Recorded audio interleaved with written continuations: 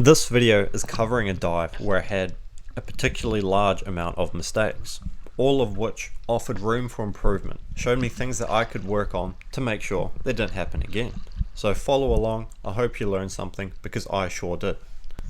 The best place to hunt fish is generally going to be from the bottom, but when you're choosing a spot, it takes some consideration. If you're going down by a ledge, think about what hand that you shoot with. Here, I shoot with my right hand, so I want the ledge on my left, allowing my right hand more freedom of movement as opposed to having to try and shoot across my body if something were to approach from the open side.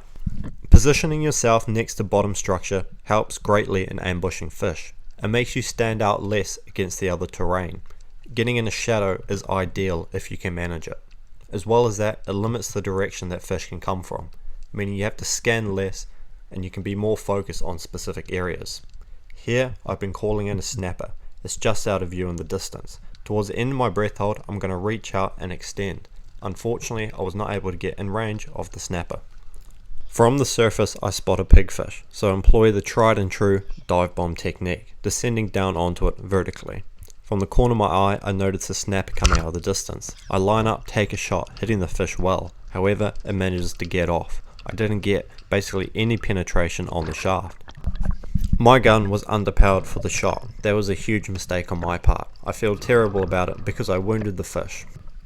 To make sure that this doesn't happen again, I'm switching out the rubbers on my gun to some shorter, with more power.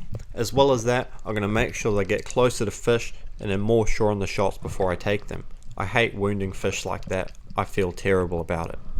But I'm going to adapt my technique, learn from my mistake, and try and make sure that it doesn't happen again. Spearfishing can be the most selective, sustainable way to catch fish, but not if you go around making silly mistakes.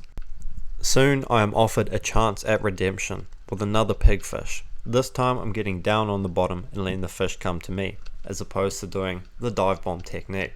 Doesn't make for great shots and doesn't make for great footage. However, getting down to the bottom is much more effective. I'm going to let the fish come into range, wait till I got a shot that I'm real confident with, and I know that my gun can do the job this time. Extending out, taking the shot, perfect, stone shot. Pigfish killed outright, no pain or suffering whatsoever. That is ideal spearfishing. After getting a fish, generally what I'm first going to do is load my gun up again. You don't know what is going to swim in. By the time you sort that fish out, get it in your float, get back to your gun, things could be going off again, and you want that gun loaded. That's first priority for me. Getting my gun sorted out, then we can get the fish away after that. However, you can even leave the fish on the gun, and that can bring in other fish. Alright, here we're going down again. Once again, getting down to the bottom where we can hunt fish more effectively than just trying to dive at them from the surface. This gives us shots at the broadside as opposed to top down shots, shots into the reef, shots that are a lot easier to miss than these ones where we get right down. It's easy to get excited when you're spearfishing, but you need to take the time to make sure all your stuff is ready to go. Pay attention to what happens to my shooting line. I've got it rigged wrong, and when I take the shot on this pigfish, it catches around my roller anchor, causing the shot to go high. I managed to hit the fish, but it tears out of the head. Another just honestly pretty amateur mistake, however one that is pretty easy to learn from. From that, we can take away rigging your gun properly. Take that extra couple seconds, make sure everything's right. It's sad, but I'm probably not going to be losing any sleep over that pigfish. However, imagine if it was your dream fish. 50 kilo kingfish, 30 pound snapper that swam by, and your gun was rigged wrong, and you missed out because of that. How would that make you feel?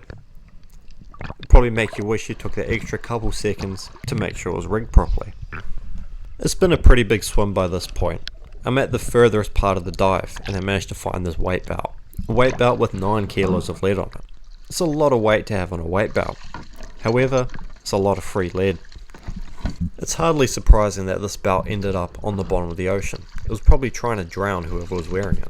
Rubbish in the ocean is proper sad, like heartbreaking stuff. So if you see it, take it out of the ocean. Do your bit.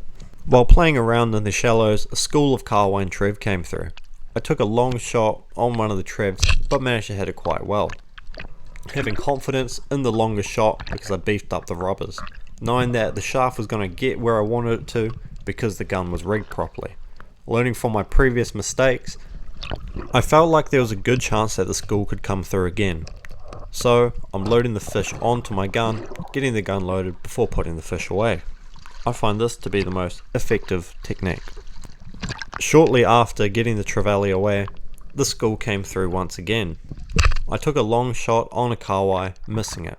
A shot that I didn't have much faith in, so honestly probably shouldn't have taken in hindsight. However, at the time, I was being greedy. Alright, so, school's sticking around. What I want to do now is get my gun loaded. I can see the fish out of the corner of my eye. I know that they're still there, but I don't want to pay too much attention to them. I want to act like I'm focused on my own thing. What I'm doing right now with my gun does not matter to the fish. I'm simply doing my own thing. They got nothing to worry about. They don't have to suspect anything because I'm not paying attention to them. I am totally preoccupied right now. At least that's what I want them to think. Once I got the gun loaded, then my attention shifts. I take aim, take the shot, and hit the fish high, tearing out. Another mistake on my part. A shot that had very little faith or confidence in. I shouldn't have taken it. The next time that you go diving, try and remove at least one piece of trash. In fact, you should probably even do more than that. If you see trash, you should pick it up. If we're going out there taking stuff, we should do at least a little something in return. Besides, as humans, we put it there in the first place. So it's our responsibility to get it out of there. The ocean is not a fucking garbage bin, man. Don't litter. Pick up litter. Do the total opposite.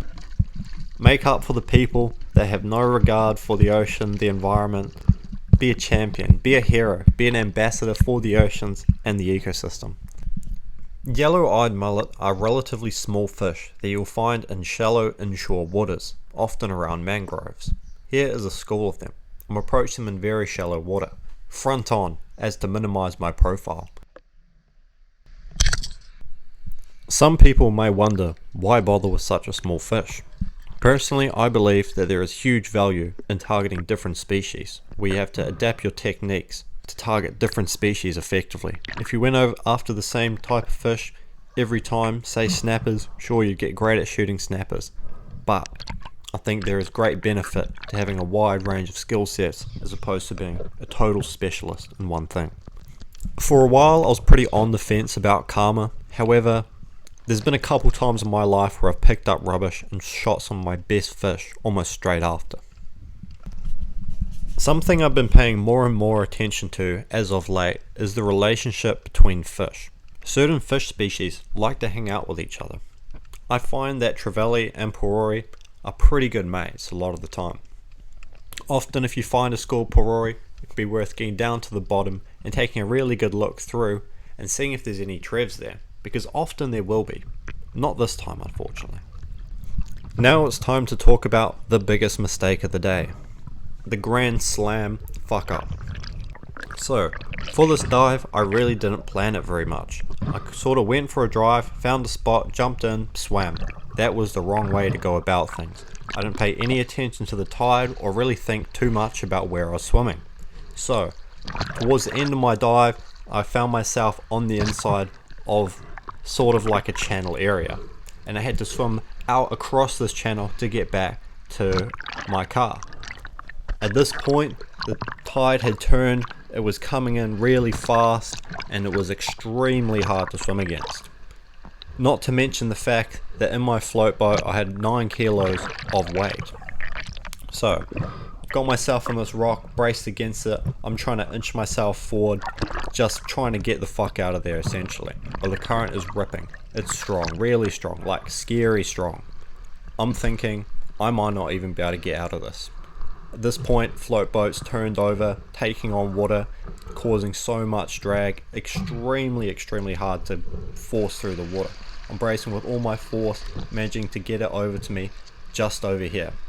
Unfortunately, as I'm getting it towards me, wave comes, washes it onto the rock, cover comes off the float, weight belt comes out, we got fish coming out, lost my fucking dive flag, everything is going to shit right now, current is still ripping, I'm having a really hard time even just standing there, trying to get everything into the float boat, all the rubbish that I've picked up has come out, it is a catastrophe. I'm just trying to salvage as much as I can, get everything I can into the float boat and get out of there. This is going bad.